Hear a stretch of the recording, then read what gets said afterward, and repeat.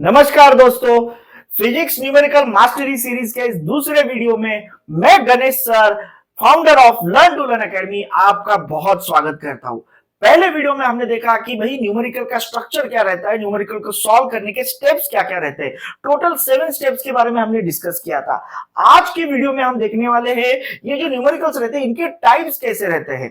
तो बेसिकली मैं पहले क्लियर कर देता हूं, मैं जो आपको टाइप्स बताने वाला हूं वो किसी भी यूनिट से रिलेटेड नहीं बताने वाला। मतलब फिजिक्स में जो 6 यूनिट्स रहते हैं, मैकेनिक्स है, मॉडर्न फिजिक्स है, तो भाई इस यूनिट के हिसाब से मैं आपको टाइप्स नहीं बताने वाला, मैं आपको जनरल बताने वाला हूं। क्योंकि भाई फिजिक्स के न्यूमेरिकल का एक सेम स्ट्रक्चर्ड फॉर्मेट रहता है। ओके, सबसे सिंपल वाला जो टाइप रहता है वो रहता है आपका डायरेक्ट क्वेश्चन, या फिर इसको हम बोलते हैं डायरेक्ट न्यूमेरिकल।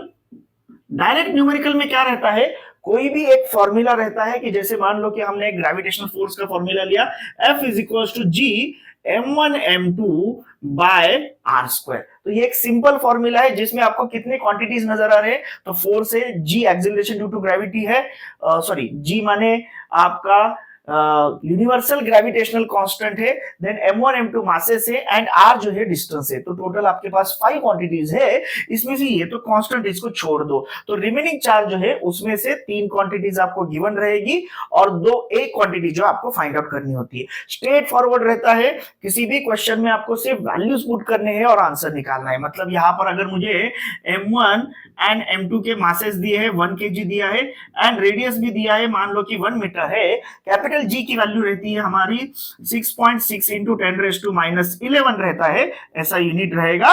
तो मुझे फोर्स निकालना है। मैंने जैसे बोला बहुत ही सिंपल क्वेश्चन है कि भाई सिंपल डायरेक्टली वैल्यूज पुट करने और आंसर निकालना है। कि यहाँ पर मैं वैल्यूज पुट करूंगा तो ये इस तरीके से कुछ बनेगा, बराबर, यहाँ पर अपॉन आर स्क्वायर हो जाएगा, तो आपका फाइनल आंसर आ जाएगा 6.6 इंटू 10⁻⁻11 न्यूटन। ये आपका हो गया। ये बहुत ही सिंपल रहता है। कौन से भी फिजिक्स के चैप्टर के इस टाइप के क्वेश्चंस आपको सबसे ज्यादा मिलेंगे कि जिसमें क्या होता है, सिंपल कोई भी एक फॉर्मूला टीचर लेता है और उसमें कुछ गिवन क्वांटिटीज रहता है और आपको फाइंड आउट करना होता है। तो ये बहुत ही सिंपल टाइप रहता है न्यूमेरिकल का, जिसको हम बोलते हैं डायरेक्ट मेथड या फिर डायरेक्ट न्यूमेरिकल। इसके लिए सबसे इंपॉर्टेंट क्या है, इसके लिए भाई आपको सारे फॉर्मूले जो है वो बहुत ही अच्छे तरीके से लर्न होना बहुत जरूरी है। मैं बच्चों को हमेशा बोलता हूं कि डेफिनेटली प्रैक्टिस के लिए आप सारे फॉर्मूले जो रहते हैं उसकी लिस्ट अलग से बनाइए, उसको घर पर किसी बोर्ड पर या फिर किसी दीवार पर चिपका दीजिए। लेकिन मैं हमेशा बच्चों को बोलता हूं कि बच्चा लोग अपने को फॉर्मूले लर्न नहीं करने हैं। ओके, मैं क्लियर कर देता हूं, आपको फॉर्मूले लर्न नहीं करने, आपको उस फॉर्मूले का इस्तेमाल करके इतने न्यूमेरिकल सॉल्व करने की फॉर्मूले लर्न होने चाहिए। 2 चीजें हैं बच्चा लोग, एक होता है आप सिर्फ फॉर्मूले की लिस्ट लेकर उसको लर्न करने की कोशिश कर रहे हो, और दूसरी तरफ मैं बोल रहा हूं कि उनको आप इतनी बार इस्तेमाल कर रहे हो कि वो ऑटोमेटिकली लर्न हो रहे हैं। तो हमको दूसरे मेथड से जाना है, क्योंकि पहले मेथड में दिक्कत ये है कि आप फॉर्मूले लर्न भी करोगे तो बहुत ही रेयरली आपको ऐसे क्वेश्चंस मिलेंगे कि जहां पर वो सिर्फ फॉर्मूला पूछते हैं। स्पेशल जो फॉर्मूले रहते हैं जहां पर थोड़ा सा इक्वेशन जो है वो थोड़ा सा कॉम्प्लिकेटेड रहता है, तो ऐसे केस में ही वो सिर्फ डायरेक्ट फॉर्मूले पूछते हैं, उस पर न्यूमेरिकल का पार्ट जो रहता है वो बहुत ही कम रहता है। तो वो उसको हम न्यूमेरिकल नहीं बोल सकते, वो बेसिकली थ्योरी पार्ट हो गया। कि जैसे अगर मैं डैम्प्ड ऑसिलेशन की बात करूंगा तो डैम्प्ड ऑसिलेशन में हमारा जो रिजल्टेंट एम्पलीट्यूड रहता है तो वो रहता है a is equals to a0 e raise to minus bt upon 2m। ये आपका रिजल्टेंट एम्पलीट्यूड रहता है। इसमें a0 जो है आपका इनिशियल एम्पलीट्यूड रहता है, b आपका डैम्पिंग कांस्टेंट रहता है और m माने मास रहता है। तो ये डायरेक्टली फॉर्मूले है, मतलब ऐसे कुछ फॉर्मूले कि जिनको हम न्यूमेरिकल्स में ज्यादा इस्तेमाल नहीं करते हैं। ओके, अगर मैं बोर्ड, सीईटी या फिर नीट की बात करूंगा तो डेफिनेटली इस पर न्यूमेरिकल्स नहीं आएंगे। जेई में हल्का सा ऊपर जाएंगे तो चांसेस है, लेकिन उसमें भी ज्यादा क्वेश्चंस नहीं आएंगे। तो कुछ फॉर्मूले ऐसे हैं कि जिनको न्यूमेरिकल्स में इस्तेमाल नहीं करने वाले, वो डायरेक्टली सिर्फ रहते हैं। ओके, वहां पर आपको थोड़ा सा न्यूमेरिकल, आपको जो फॉर्मूले है वो थोड़े से लर्न करने की जरूरत है। लेकिन मैं आपको बोलूंगा कि कोशिश कीजिए कि ज्यादा से ज्यादा न्यूमेरिकल्स में उन फॉर्मूले को इस्तेमाल करने की, तो उससे आपको वो चीजें जो है वो बहुत ही आसानी से अच्छे तरीके से समझ में आएगी। इसमें टाइप्स की बात करूंगा तो उसमें दूसरा टाइप जो रहता है वो भी इसी से रिलेटेड रहता है। उसमें मैं बोल सकता हूं, थोड़ा सा इसको मैं नाम देता हूं इनडायरेक्ट न्यूमेरिकल। ओके, इसके बारे में मैंने स्टार्टिंग में भी फर्स्ट वीडियो में भी बोला है। इनडायरेक्ट न्यूमेरिकल का मतलब क्या होता है कि जैसे हमने स्ट्रक्चर में देखा कि भाई कुछ गिवन क्वांटिटीज रहने वाली है, उसका इस्तेमाल करके कुछ फाइंड आउट करना है। तो ये जो गिवन डेटा रहता है, तो ये गिवन डेटा में से कुछ आपको डायरेक्ट रहता है। अगर सारा का सारा डेटा डायरेक्ट दिया है तो भाई वो डायरेक्ट न्यूमेरिकल के केस में आ जाएगा। इनडायरेक्ट न्यूमेरिकल में क्या होगा कि भाई उसमें कुछ डेटा जो है वो आपका इनडायरेक्ट में दिया होगा। अभी ये जो इनडायरेक्ट डेटा रहता है जिसको हम हिडन डेटा बोलते हैं, उसको समझने के लिए आपकी थ्योरी बहुत अच्छी होनी जरूरी है। बहुत बार हम क्या करते हैं, ये जो इनडायरेक्ट डेटा है ना, ये किसी फॉर्मूले का इस्तेमाल करके ही देते हैं ऐसे नहीं है। तो हम वो जो कॉन्सेप्ट रहती है उसके प्रॉपर्टीज का इस्तेमाल करते हैं।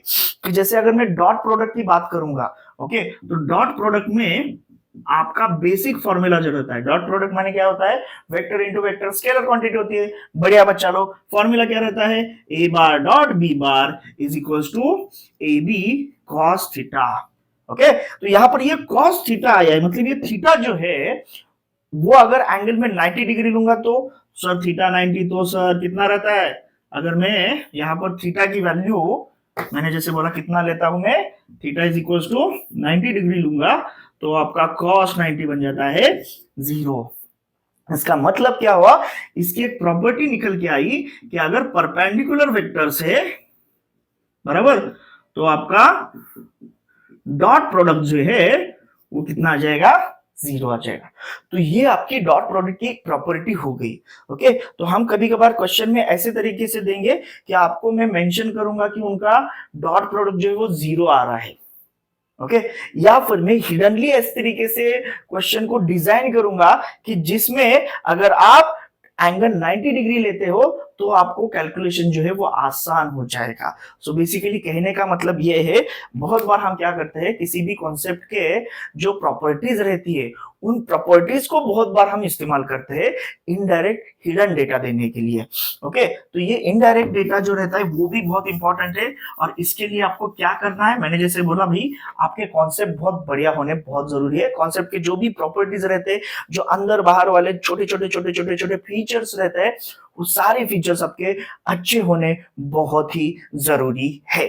ओके, अगर मैं बात करूंगा नंबर ऑफ न्यूमेरिकल्स की, तो हम बोल सकते हैं कि फिजिक्स के जो भी न्यूमेरिकल्स है उसमें से 70 to 80% न्यूमेरिकल जो है वो इसी टाइप में आ जाएंगे। ओके, 70-80, इनफैक्ट मैं बोलूंगा 90% न्यूमेरिकल जो है वो इसी में आ जाएंगे। तो भाई इसके लिए कुछ अलग से करने की जरूरत नहीं, आपको सिर्फ क्या करना है, प्रैक्टिस प्रैक्टिस और सिर्फ प्रैक्टिस करना है। अगर आप सोच रहे हो कि ये मास्टरी सीरीज के वीडियोस देखने के बाद आपके न्यूमेरिकल्स बहुत बढ़िया हो जाएंगे, तो सॉरी माय बच्चा लोग, ऐसे नहीं होता। आपको इन वीडियो से सिर्फ आइडिया आ जाएगा, मेरे ही नहीं किसी भी टीचर के वीडियो से या फिर लेक्चर से आपको सिर्फ आइडिया आ जाएगा कि सॉल्व कैसे करना है, अप्रोच कैसा होना चाहिए। लेकिन बच्चा लोग, आप खुद से जितनी ज्यादा प्रैक्टिस करोगे उतने ही आपके न्यूमेरिकल जो है वो बढ़िया बनते जाएंगे। बहुत बार मैंने देखा है कि न्यूमेरिकल सॉल्व करते वक्त बच्चों का बेसिक का भी प्रॉब्लम रहता है। मतलब क्या, उनको एडिशन सब्ट्रैक्शन में भी प्रॉब्लम रहता है, साइन कन्वेंशन में प्रॉब्लम रहता है। ओके, स्पेशली जो नीट वाले बच्चे रहते हैं, जिनका पीसीबी ग्रुप रहता है, जिनका मैथ्स का नाता जो है वो टूट चुका हुआ रहता है, ऐसे बच्चों को ये बेसिक मैथ्स में बहुत प्रॉब्लम होती है। तो ऐसे बच्चों के लिए मैं और मेरी टीम ने मिलकर एक बहुत बढ़िया कोर्स बनाया है, बेसिक मैथमेटिक्स फॉर फिजिक्स, कि जिसमें स्टार्टिंग से लेके एंड तक, एडवांस तक जितना भी मैथ्स हम फिजिक्स में यूज करते हैं वो सारी चीजें हमने उसमें कवर की है। उसमें वेक्टर्स भी है, उसमें ट्रिग्नोमेट्री भी है, उसमें हमने डिफरेंशिएशन इंटीग्रेशन भी स्टार्ट लिया है, इनफैक्ट हमने उसमें एडिशन सब्ट्रैक्शन भी लिया है। जी हाँ, इतने बेसिक से लेके एडवांस तक सारी चीजें हमने उसमें कवर की है। उसके डिटेल डिस्क्रिप्शन को मैंने नीचे आपके लिए डाल दिया है, आप डेफिनेटली एक बार चेकआउट कर लेना। फिर से आते हैं टाइप्स ऑफ न्यूमेरिकल्स की ओर। तो दो हमने टाइप देखे कि भाई डायरेक्ट एक रहता है, एक इनडायरेक्ट हिडन डेटा वाला के रहता है। तीसरा एक मजेदार टाइप है कि जो आपको लगभग हर एग्जाम में दिखाई देगा और लगभग हर चैप्टर में दिखाई देगा, वो है परसेंटेज वाला क्वेश्चन। परसेंटेज वाला क्वेश्चन या फिर परसेंटेज वाला हम बोलते हैं न्यूमेरिकल। ओके, परसेंटेज वाला न्यूमेरिकल। अब ये परसेंटेज जो है ये भी बहुत बढ़िया कॉन्सेप्ट है। इसके रिलेटेड मैं एक डिटेल वीडियो जल्द ही इस सीरीज में लेकर आने वाला हूं। तो परसेंटेज के जो न्यूमेरिकल्स रहते हैं उसमें भी आपको दो तरीके से सॉल्व करना होता है।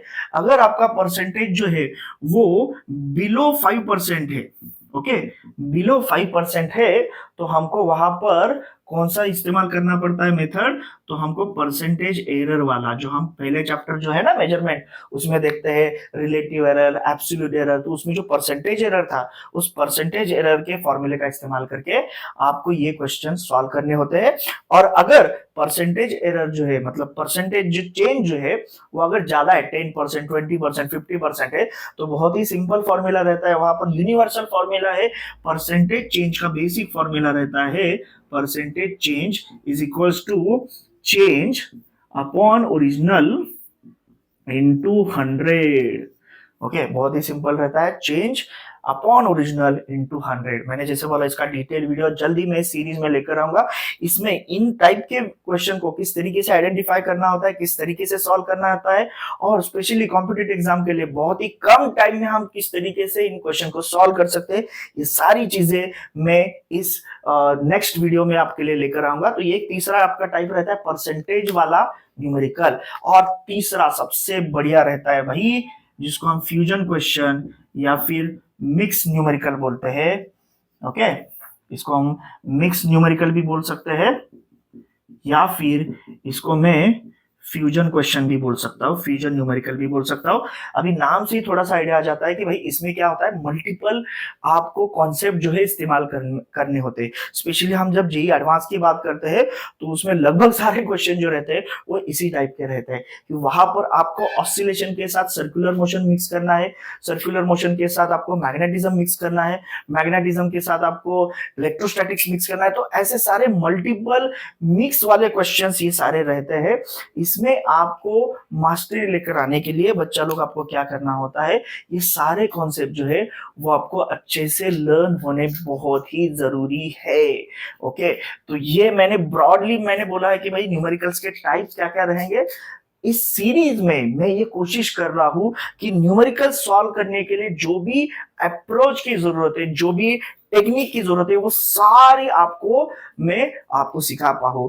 तो जल्द ही हम नेक्स्ट वीडियो में मिलने वाले हैं कि जिसमें मैं बहुत ही इंपॉर्टेंट चीज को हाईलाइट करने वाला हूं कि हम टीचर लोग न्यूमेरिकल्स बनाते कैसे हैं। जी हाँ बच्चा लोग, हम नेक्स्ट वीडियो में देखने वाले हैं कि न्यूमेरिकल्स बनते कैसे, हम टीचर लोग उन न्यूमेरिकल्स को बनाते कैसे हैं। तो जल्दी मिलते हैं नेक्स्ट वीडियो में।